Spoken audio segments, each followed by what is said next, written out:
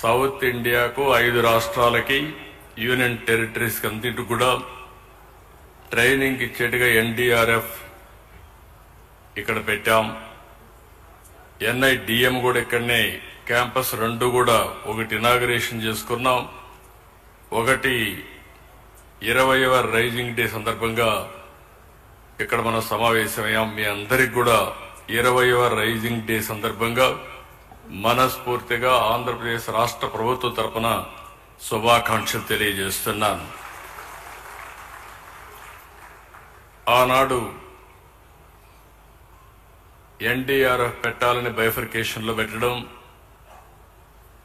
దాన్ని follow up చేసినప్పుడు 2014లో NDA ప్రభుత్వం ఆనాటి మంత్రి హోమ్ మినిస్టర్ అయినటువంటి రాజ్నాథ్ సింగ్ గారి చేతుల మీదుగా ఫౌండేషన్ వేసుకున్నాం.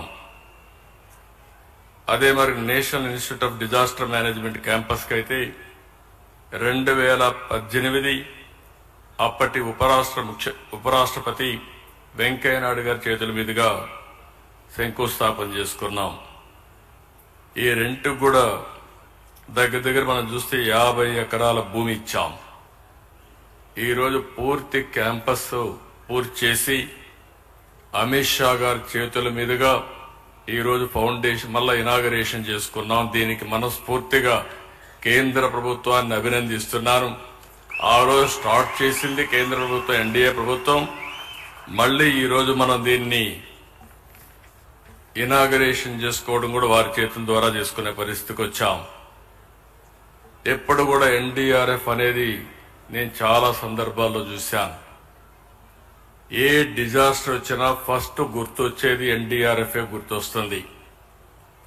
ఏ డిపార్ట్మెంట్ లో ఎప్పుడు ఎవ్వరూ చేయలేని పనులు ఏదైనా ఉంటే అది చేయగలిగే శక్తి ఎన్డీఆర్ఎఫ్ ఉంది.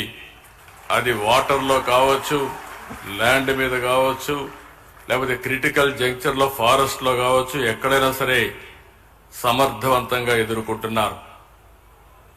కొన్ని లక్షల మంది ప్రాణాలు కాపాడారు. కొన్ని లక్షల మందిని ఈ యొక్క విపత్తు వచ్చినప్పుడు వాళ్ళు కాపాడే పరిస్థితికి వచ్చారు. మన దేశమే కాకుండా విదేశాల్లో విపత్తు వస్తే 2011 జపాన్ ట్రిపుల్ డిజాస్టర్ వచ్చినప్పుడు, 2015 నేపాల్లో డిజాస్టర్ వచ్చినప్పుడు, 2023 టర్కీ భూకంపం వచ్చినప్పుడు సేవలు అందించిన ఘనత ఈ ఎన్డీఆర్ఎఫ్ కే దక్కిందని చెప్పి కూడా నేను మీకు తెలియజేస్తున్నా. నేను పర్సనల్ గా కూడా చూశాను, అన్ని చాలా సంక్షోభాలు చూశాను. కానీ ఉదుహుదు చూశాను, విజయవాడ ఫ్లడ్స్ చూశాను.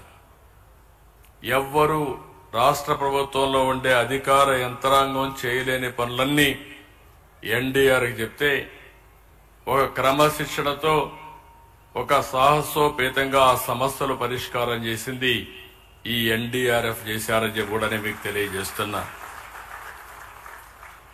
Today I'm very happy. I'm following honourable home minister. Now he is emphasizing training program. He is creating dashboard. Personally, he is watching everything. I have seen so many home ministers, so many disaster management ministers.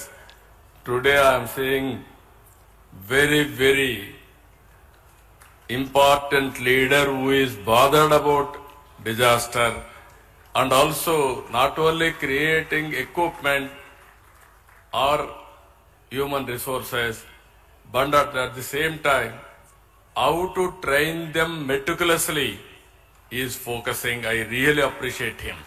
I thank him on behalf of our people. You are seeing as on today, our Home Minister is very determined. He wanted to protect every citizen in the country, nook and corner.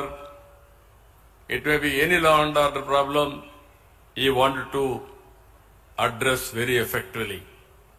It may be terrorist problem, or Naxalite problem, or some other issue.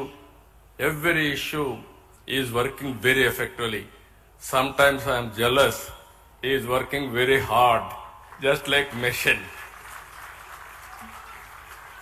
Earlier I have seen so many politicians always cutting ribbons and giving speeches, not going details. I am seeing a person who is going to details with minute details. Just now, NDRF has given a presentation, and also all equipments what they are using, they have given presentation. Home Minister is watching.